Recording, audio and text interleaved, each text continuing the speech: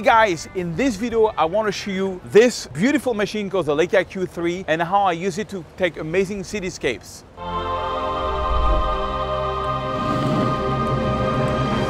Alright, so I just got the Leica Q3. I had to do a mortgage to get this camera. It's a very expensive camera. It's not something that I would recommend if you're studying photography, but if you've been doing it for a while and you can afford it, it's a beautiful camera. It takes amazing photos. This is a new model that just came out. What's amazing about it is I love to do cityscape, and I'm actually doing a new book about Paris. I'm going to be using a lot of these photos. Why? Because you can shoot until very late in the night without a tripod, because at 1.7, if you don't have anything close to you and you're shooting something far, you will see later down this video when we shoot at the blue hour, we can get very sharp photos. And the Q3 has got a couple of really cool tricks, like the screen can move like this. It's got more pixel than the Q2. It's got a better app. I just love the overall look. It's a beautiful camera. So follow me. Let's try to find some good composition. We're here in Paris. It's a beautiful night. Let's see what this machine can do. Come with me.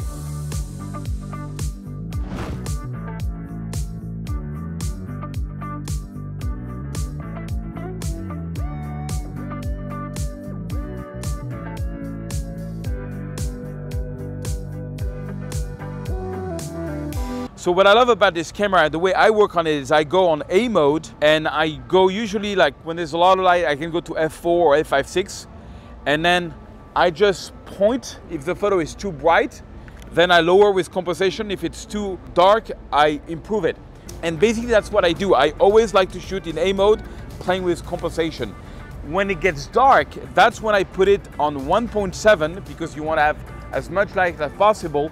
And then I put ISO auto and I just shoot. It's very rare that I go manual. On any other camera I shoot manual, but not on this one, because the exposure composition is just perfect and I always get a really sharp photo. This lens, just to give you an idea, the bodies, the whole thing is $6,000, but if you were to buy that lens at Leica, the lens itself is $8,000. I know it seems crazy, but the quality of the image, I have never seen images so sharp and such a color rendition. It's absolutely breathtaking. Also, what's really cool is you've got a macro, so you can get really close. You can put it in micro or in normal mode. It's also got wireless charging, which is really cool. You just come home, you put it and it's charged. I love that. Small things, but I really like it. Anyways, let's go and take some photos.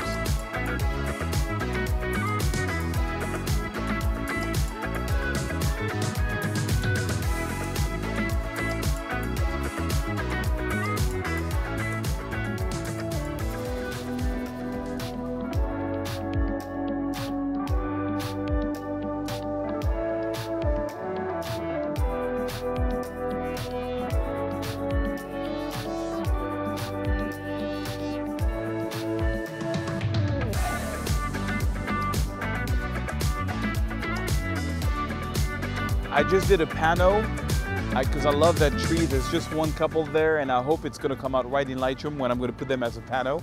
Sometimes when I do panos, that's the only time where I take it out of automatic mode to make sure you have the same exposure everywhere. So like in this case, I'm going to go like, I know there's a lot of light, so 1/500 of a second, f4. Yeah, that's a little too much. So 1/250. Yeah, 1/250 is good. And then once you have the speed that you want, you can make it finer. So I'm at 1/250. I can go to 320. And now I've got f4.5, 100 ISO, 1/60th of a second across. I actually really want everything sharp, so I might go to f8, and then I'm gonna go to maybe 125. Yes, it's perfect. So you see, I'm at 125. f8, and then I'm gonna make a pano, and every photo is gonna have the same exposure, which gives a better result in Lightroom. I love this camera. I just have to wait that there's nobody, so we only have the tree and this couple. I think it's gonna look great. It's just a lot of people, so we have to wait.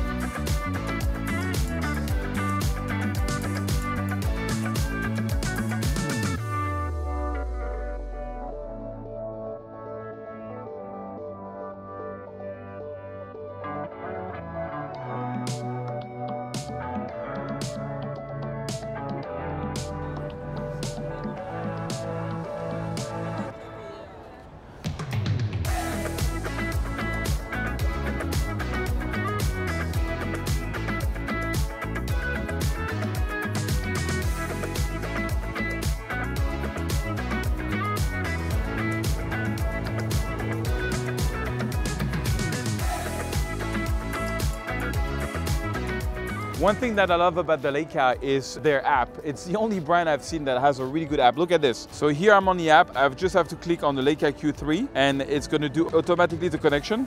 I just have to click on join the Wi-Fi because it's a Wi-Fi between the Q3, and I can see all my photos that I just took, and I can download them on my phone. I have the choice between just a preview or the actual DNG. It's really very straightforward, and you can see all the photos I just took. I love that. It's very simple to use and it's really cool. I can also remotely shoot the photo if I want to do like a selfie. I can see in real time what I'm seeing. I can change the settings here. I can take the shot. Really cool. Okay, now the golden hour is kind of finished, but there's no clouds, so it's not gonna be a great sunset. So I'm gonna go to the Louvre, which is pretty close, and we're gonna do the blue hour. Let's go.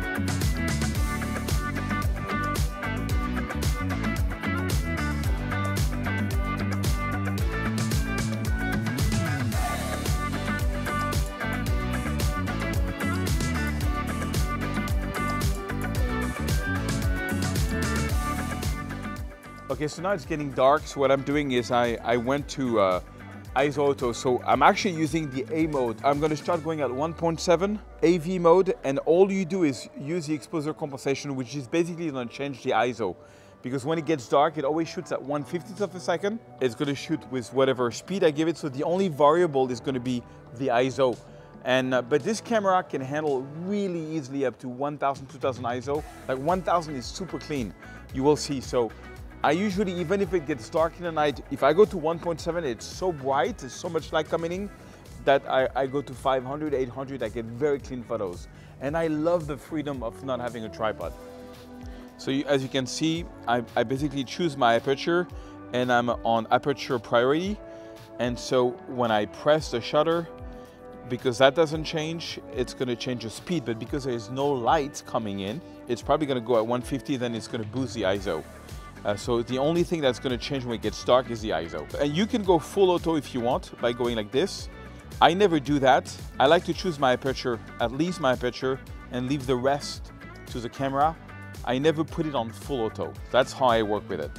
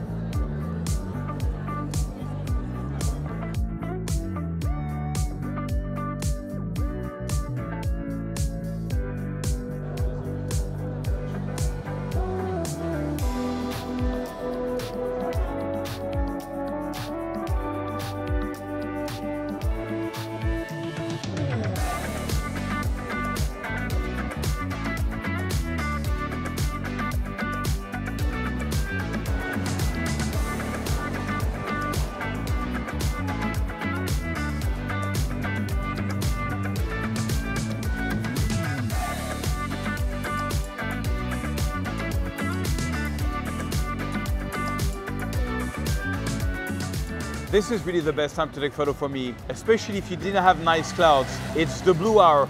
It's right after sunset, before the night, when the sky is blue, the city lights are about to turn on. You got about 15-20 minutes before it gets too contrasty, And you get this amazing, especially when you have like a beautiful restaurant like this, you get this amazing photos where it has a sort of a night feeling, but it's not too dark. I love it. So let's go to the Louvre now, the Louvre.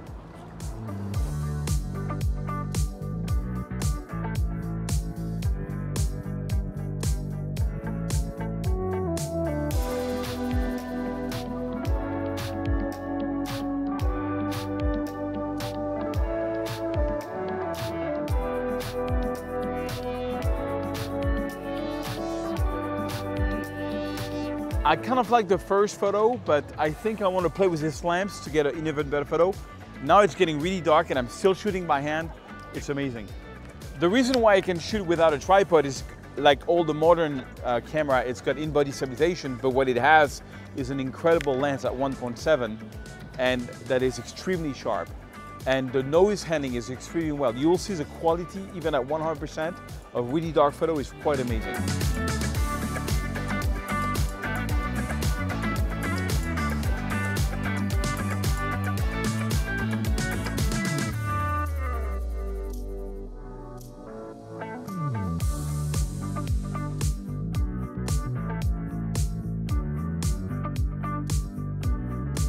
One of the lamps doesn't work, so I don't want to take this corner. I'm going to try the other corner, trying to get away from people.